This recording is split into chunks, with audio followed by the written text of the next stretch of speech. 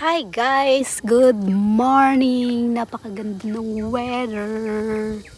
Ayan, very sunny day. I'm going to give my birds food. I don't know where is Aso. Okay.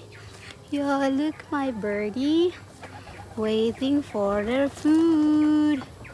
Oh, you can eat it. So they're looking one white and the rest is black with brown color. Look at my birdie, guys. A lot.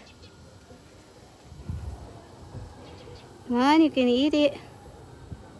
So now I'm going home to take my tea and a breakfast. Wonderful breakfast with a view.